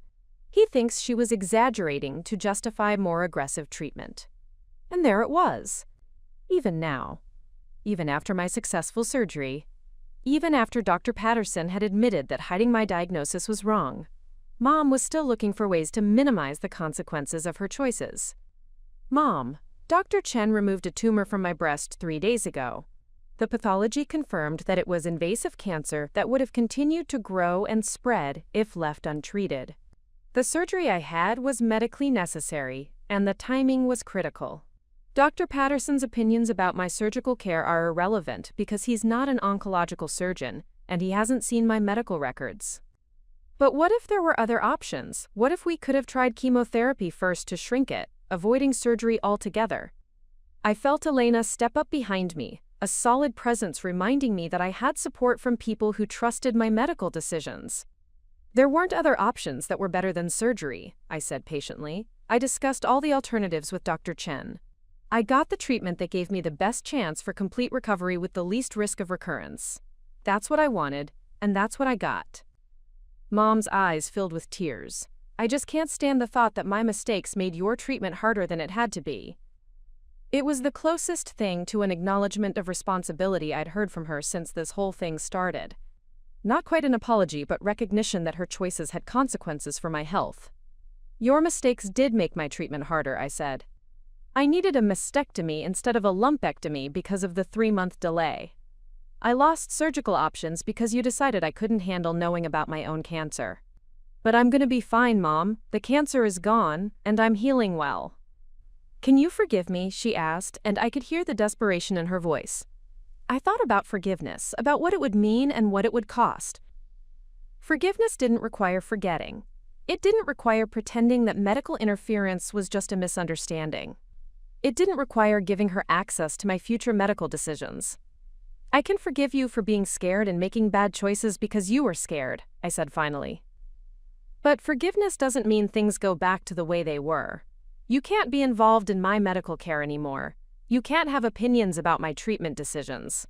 You can't try to manage my health information or my recovery process. I understand, she said quickly. I just want to support you however you need to be supported. Right now, I need to be supported by resting, following my post-operative instructions, and not having to justify my medical decisions to anyone. Elena is helping me with practical recovery stuff, and that's what I need. Mom glanced past me to Elena, who nodded politely but didn't step forward to make conversation. Elena understood that this was my boundary to maintain, my relationship to manage. Will you keep me updated on how you're doing? Mom asked. I don't need medical details, just that you're okay. I'll text you once a week during recovery, I said. General updates, nothing specific. And if I need anything from you, I'll ask for it. But you have to let me control the communication timeline. She nodded eagerly, probably relieved that I wasn't cutting off contact entirely. There's one more thing, I said. You need to stop discussing my medical care with Dr. Patterson or anyone else in the family. My health information is private, and that includes your opinions about my health decisions. I won't talk to anyone about your medical care anymore, she promised. Good. Because if I find out you're still trying to get second opinions about my treatment, or telling people I made bad decisions, I'll cut off contact completely. The threat hung in the air between us, clear and final. Mom nodded, probably understanding for the first time that my boundaries weren't suggestions to be negotiated. I love you, Sarah, she said as I started to close the door. I love you too, Mom, but love doesn't give you the right to make medical decisions for me. After she left, Elena and I heated up the casserole and ate it while watching terrible reality TV. It was exactly what I needed. Normal, comfortable, uncomplicated. No medical discussions, no family drama, no one trying to manage my emotions or my recovery timeline. How do you feel about that conversation? Elena asked. Relieved, I said. Like I can actually heal now without worrying about what she's going to do next. My phone buzzed with a text from Mom. "Thank you for seeing me. I'm proud of how strong you've been through all of this." I showed it to Elena, who rolled her eyes. "She's still making it about her emotional journey instead of your medical one." "Yeah, but that's her problem now, not mine." And for the first time since my diagnosis, that felt completely true. 2 weeks into my recovery, I received a call that changed everything. I was sitting in Elena's apartment, finally feeling strong enough to work on my laptop for more than an hour at a time, when my phone rang with a number I didn't recognize. "Is this Sarah Chen?" The voice was young, uncertain, but determined. "Yes, who is this?" "My name is Maya Rodriguez. I got your number from..." This is gonna sound weird, but I found an article online about your case, about how your mother hid your cancer diagnosis. I sat up straighter, my laptop sliding off my knees. "What article?" "Someone at the hospital where you had surgery wrote a case study about medical interference by family members. They didn't use your name, but they described the situation, and my roommate knows Elena from grad school, so she figured out it was about you. A case study. Dr. Chen or someone on her team had written about my experience as an example of family interference with medical care. Part of me felt exposed, but a larger part felt validated. My experience was significant enough to be documented as a cautionary example for other medical professionals." "Maya, why are you calling me?" "Because the same thing is happening to me." Her voice broke slightly. "I'm 19, and I found a lump in my breast last month. I finally convinced my mom to take me to a doctor, and they did a biopsy. But when the results came back, the doctor called my mom first because I'm still on her insurance, and she told them I was too young and anxious to handle bad news if it turned out to be cancer." My blood went cold. "Maya, did the biopsy show cancer?"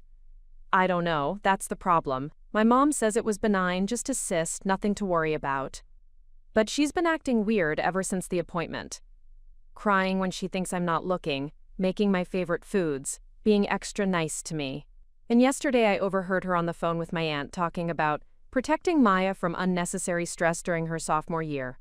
I closed my eyes, feeling sick. Another family, another mother, another young woman being denied access to her own medical information. Another potential cancer case, being managed by someone who thought they knew better than doctors and patients. Maya, you need to call that doctor's office directly and request your own copy of the biopsy results. You're legally entitled to your own medical records, even if you're on your mother's insurance." I tried that. They said my mother specifically requested that all medical information go through her first, and that I'd need her written permission to access my own records. "That's not legal. You're 19, you're an adult. They can't withhold your medical information from you just because your mother asked them to." That's what I thought, but the receptionist seemed really sure about the policy. She said because my mom is the primary insurance holder and I'm listed as a dependent, she has medical guardianship rights.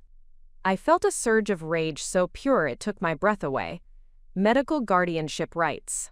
Some receptionist who didn't understand HIPAA law was allowing another mother to hide potentially life-threatening medical information from her adult daughter. "Maya, where are you located?" "About 2 hours north of you, near Sacramento." "Okay, here's what we're gonna do. I'm going to give you the name of the patient advocate at my hospital. She specializes in exactly this kind of situation. And I'm going to drive up there with you to that doctor's office to get your biopsy results. You would do that? You don't even know me. I know exactly what you're going through, and I know how dangerous it is when families interfere with medical care. No 19-year-old should have to wonder if she has cancer because her mother decided she can't handle the truth." Elena looked up from her own laptop, immediately understanding the gravity of the situation. She mouthed, "Do you need help?" And I nodded. "Maya, can you meet us tomorrow morning, and can you bring a copy of your ID and insurance card?" "Yes, absolutely, but what if my mom finds out?" "What if you have cancer and your mom is hiding it from you?" I asked gently. "Which risk feels bigger?" The silence on the other end told me she understood. We met Maya at a coffee shop near her doctor's office the next morning. She was smaller than I'd expected, with dark hair pulled back in a nervous ponytail, and the kind of wide-eyed expression I recognized from my own mirrors 2 weeks ago. She looked like someone who had been taught to trust other people's judgment about her own life. "I brought everything you asked for," she said, sliding a folder across the table, "and I looked up that patient advocate. She said she could meet us at the doctor's office if we needed backup." Elena was already on her phone. "She's on her way. 20 minutes. The doctor's office was exactly the kind of small-town family practice that probably saw itself as old-fashioned and caring rather than legally problematic. The waiting room had outdated magazines and motivational posters about healthy living. The receptionist was the same woman Maya had spoken to on the phone, middle-aged with gray hair and the confident bearing of someone who had never been challenged about medical privacy law. "Maya Rodriguez," I said when we approached the desk. "She's here to pick up her biopsy results." The receptionist looked up with practiced patience. As I explained to Maya on the phone, her mother has requested that all medical information be shared with her first. Maya will need written permission from her mother to access her records. "Maya, why are you calling me?" "Because the same thing is happening to me." Her voice broke slightly. "I'm 19, and I found a lump in my breast last month. I finally convinced my mom to take me to a doctor, and they did a biopsy. But when the results came back, the doctor called my mom first, because I'm still on her insurance. And she told them I was too young and anxious to handle bad news if it turned out to be cancer." My blood went cold. "Maya, did the biopsy show cancer?" "I don't know, that's the problem. My mom says it was benign, just a cyst, nothing to worry about. But she's been acting weird ever since the appointment. Crying when she thinks I'm not looking, making my favorite foods, being extra nice to me. And yesterday, I overheard her on the phone with my aunt talking about protecting Maya from unnecessary stress during her sophomore year." I closed my eyes, feeling sick. Another family, another mother, another young woman being denied access to her own medical information. Another potential cancer case being managed by someone who thought they knew better than doctors and patients. "Maya, you need to call that doctor's office directly and request your own copy of the biopsy results. You're legally entitled to your own medical records, even if you're on your mother's insurance." I tried that. They said my mother specifically requested that all medical information go through her first, and that I'd need her written permission to access my own records. "That's not legal. You're 19, you're an adult. They can't withhold your medical information from you just because your mother asked them to." That's what I thought, but the receptionist seemed really sure about the policy. She said because my mom is the primary insurance holder and I'm listed as a dependent, she has medical guardianship rights. I felt a surge of rage so pure it took my breath away. Medical guardianship rights. Some receptionist who didn't understand HIPAA law was allowing another mother to hide potentially life-threatening medical information from her adult daughter. "Maya, where are you located?" "About 2 hours north of you, near Sacramento." "Okay, here's what we're going to do. I'm going to give you the name of the patient advocate at my hospital. She specializes in exactly this kind of situation. And I'm going to drive up there with you to that doctor's office to get your biopsy results. You would do that? You don't even know me. I know exactly what you're going through, and I know how dangerous it is when families interfere with medical care. No 19-year-old should have to wonder if she has cancer, because her mother decided she can't handle the truth." Elena looked up from her own laptop, immediately understanding the gravity of the situation. She mouthed, "Do you need help?" and I nodded. "Maya, can you meet us tomorrow morning, and can you bring a copy of your ID and insurance card?" "Yes, absolutely. But what if my mom finds out?" "What if you have cancer and your mom is hiding it from you?" I asked gently. "Which risk feels bigger?" The silence on the other end told me she understood. We met Maya at a coffee shop near her doctor's office the next morning. She was smaller than I'd expected, with dark hair pulled back in a nervous ponytail, and the kind of wide-eyed expression I recognized from my own mirrors 2 weeks ago. She looked like someone who had been taught to trust other people's judgment about her own life. "I brought everything you asked for," she said, sliding a folder across the table, "and I looked up that patient advocate. She said she could meet us at the doctor's office if we needed backup." Elena was already on her phone. "She's on her way, 20 minutes. The doctor's office was exactly the kind of small-town family practice that probably saw itself as old-fashioned and caring, rather than legally problematic. The waiting room had outdated magazines and motivational posters about healthy living. The receptionist was the same woman Maya had spoken to on the phone, middle-aged with gray hair and the confident bearing of someone who had never been challenged about medical privacy law. "Maya Rodriguez," I said when we approached the desk. "She's here to pick up her biopsy results." The receptionist looked up with practiced patience. As I explained to Maya on the phone, her mother has requested that all medical information be shared with her first. Maya will need written permission from her mother to access her records. "Maya is 19 years old," Elena said calmly. "She's legally entitled to her own medical information under HIPAA law. Her mother's insurance status doesn't give her guardianship rights over an adult's medical records. I'm sorry, but that's our office policy. We work with families to ensure that medical information is shared appropriately." The patient advocate arrived at that moment, professional and uncompromising in her navy suit. She introduced herself to the receptionist and calmly explained federal privacy law as it applied to adult patients. She requested to speak with the office manager and, when necessary, the physician who had performed Maya's biopsy. It took 45 minutes and 3 different conversations with office staff, but Maya finally walked out with a sealed envelope containing her pathology results. Her hands were shaking as she opened it in my car.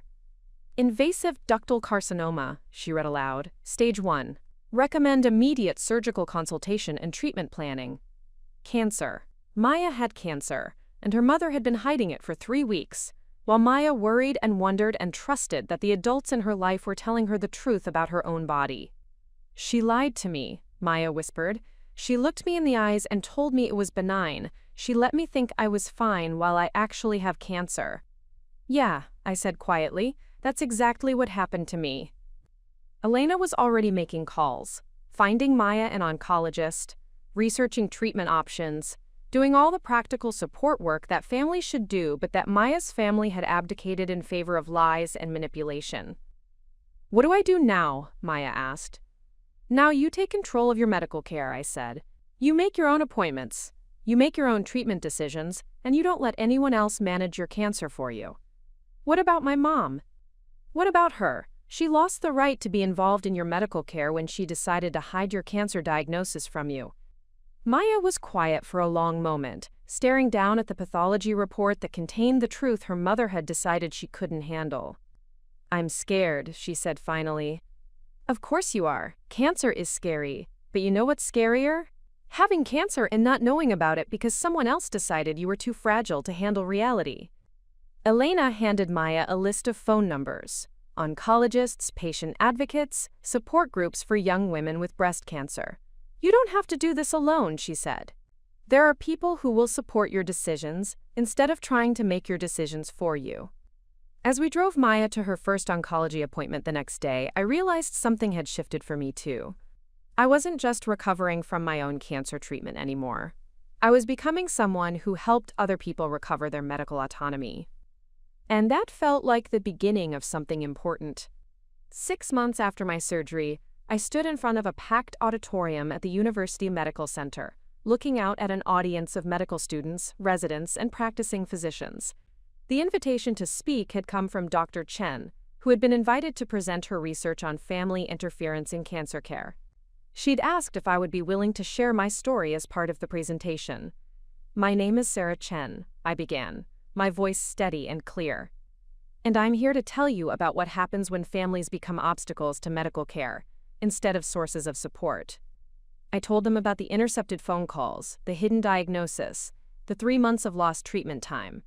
I told them about sitting in Elena's apartment the night before surgery while my family staged an intervention in the parking lot. I told them about the case study that had led Maya to call me, and about the dozen other young women who had contacted me since then. Dr. Chen's research shows that family interference in medical care affects approximately 15% of cancer patients under 30, I said, clicking to the next slide in our presentation.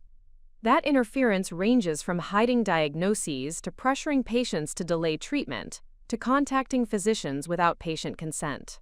In every case, the family believes they're protecting the patient.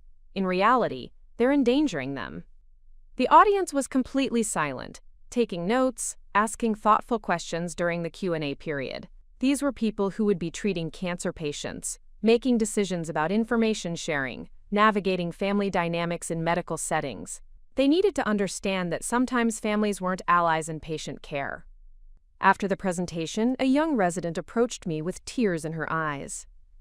"My grandmother died of breast cancer when I was in college," she said.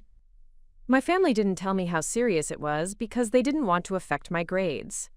I never got to say goodbye properly, and I've always wondered if there were treatment options we didn't pursue because everyone was so focused on protecting me from reality."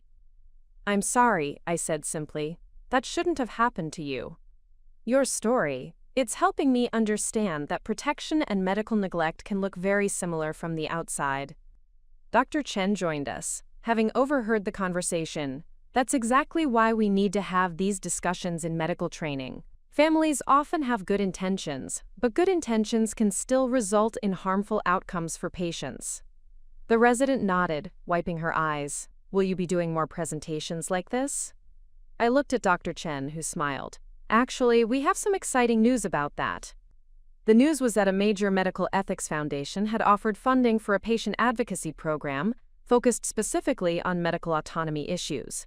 They wanted to create educational materials, train patient advocates, and establish support networks for people whose families were interfering with their medical care. "They want you to direct the program," Dr. Chen said. "Full-time position, competitive salary, opportunity to travel and speak at medical conferences across the country." I stared at her, processing the offer. 6 months ago, I'd been a graduate student whose mother was hiding her cancer diagnosis. Now I was being offered the chance to build a career around preventing other people from experiencing the same medical neglect. I'd be working with cancer patients, chronic illness patients, mental health patients, anyone whose family is trying to override their medical autonomy. The Foundation's research shows this is a much broader problem than just oncology. I thought about Maya, who had completed her cancer treatment successfully after taking control of her own care. I thought about the other women who had reached out, sharing stories of hidden test results, delayed treatments, and families who confused love with control. When would I start? As soon as you're ready. Your graduate program has already agreed to let you defer your thesis defense to pursue this opportunity. Elena squeezed my arm. "You have to do this. This is exactly what you're meant to be doing." 2 weeks later, I sat in my new office at the Medical Foundation, surrounded by case files and research papers, and the kind of work that felt like purpose rather than just employment. My first official case was a 26-year-old man whose parents had been intercepting calls from his psychiatrist and hiding his bipolar diagnosis because they thought mental health medication would change his personality. The work was harder than I'd expected, but also more necessary. Every case file represented someone whose family had decided they knew better than medical professionals and patients themselves. Every success story represented someone who had reclaimed their right to make informed decisions about their own body and health. Mom and I had settled into a cautious but functional relationship. She sent weekly texts asking how I was feeling, and I responded with general updates that didn't include medical details. She had stopped offering opinions about my health decisions and had never again tried to contact my doctors without permission. Our conversations were careful and somewhat distant, but they were honest in a way they'd never been before. "I've been thinking about seeing a therapist," she said during one of our monthly coffee meetings, "to understand why I thought hiding your diagnosis was protecting you." "That sounds like a good idea," I said. Dr. Patterson recommended someone who specializes in family dynamics around medical issues. I almost laughed. Dr. Patterson, who had spent months enabling her medical interference, was now helping her understand why medical interference was problematic. But at least he was pointing her toward appropriate help. "Are you happy with your new job?" she asked, changing the subject to safer ground. "I am. It feels important, like maybe going through all that medical chaos was worth it if it helps other people avoid the same thing." She was quiet for a moment, stirring her coffee with unnecessary concentration. "I read the article about your program in the newspaper, the one where you talked about family members who interfere with medical care out of love. What did you think about it?" I thought it was brave of you to share your story publicly, and I thought maybe I should be grateful that you're helping other families avoid making the same mistakes I made." It wasn't quite an apology, but it was acknowledgement. Recognition that her choices had been mistakes, that my work was valuable. that sharing our story might prevent other families from experiencing the same crisis. A year after my surgery, I received a call from a journalist working on an article about medical autonomy. She'd heard about my advocacy work and wanted to interview me about the intersection of family dynamics and patient rights. "What would you want people to understand about this issue?" she asked. I thought about Maya, about the dozens of other cases I'd worked on, about the medical students who were learning to recognize family interference as a patient safety issue. "I want people to understand that love doesn't give you the right to make medical decisions for other adults," I said. "I want families to understand that protecting someone from medical information is actually endangering them. And I want patients to know that they have the right to control their own medical care, even when their families disagree with their decisions." "Any regrets about how you handled your own situation?" "Just one," I said. "I wish I'd trusted my own perceptions about my body sooner. I wish I'd insisted on seeing doctors myself instead of letting someone else filter my medical reality. But I can't change that now. I can only help other people avoid making the same mistake."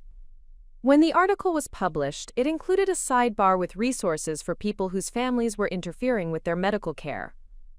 My phone rang constantly for weeks with calls from people who had never realized that family medical interference was a recognized problem with legal protections and professional support available. Each call reminded me that my cancer diagnosis, as traumatic as it had been, had led me to work that mattered more than anything I could have imagined. I wasn't just someone who had survived cancer, I was someone who was helping other people survive the families who tried to manage their cancer for them. And that transformation from victim to advocate felt like the most important healing of all. 5 years later, I stood in that same hospital where Dr. Martinez had first told me the truth about my cancer. But this time, I wasn't a patient. I was cutting the ribbon on the Sarah Chen Medical Autonomy Center, the first facility in the country dedicated entirely to protecting patients from family interference in their medical care. Maya was there, cancer-free, and now working as a patient advocate herself. Elena stood beside her, still my closest friend, and the person who had taught me what real support looked like. Even Mom was there, quietly proud in the back row, finally understanding that my work wasn't a rejection of family, but a protection of the right to make informed choices about our own bodies. Dr. Chen approached the podium for the dedication speech. "This center exists because one young woman refused to accept that her family knew better than her doctors. Because she understood that medical autonomy isn't selfish. It's essential." As I looked out at the crowd of medical professionals, patient advocates, and survivors, I saw faces that represented hundreds of stories like mine. People who had been told they were too young, too emotional, too fragile to handle the truth about their own health. People who had learned that sometimes the most loving thing you can do is trust someone to make their own decisions. "We've helped over 3,000 patients in 5 years, I said into the microphone. 3,000 people who might have lost treatment time, surgical options, or even their lives because someone else decided what medical information they could handle. The center would continue this work long after I was gone, training advocates, educating families, and ensuring that no one else would have to fight for the right to know about their own body." If this story resonated with you, please subscribe to our channel for more real-life stories of courage and transformation. Share this video with someone who needs to hear that their medical decisions belong to them alone. And remember, your body, your health, your choice, always.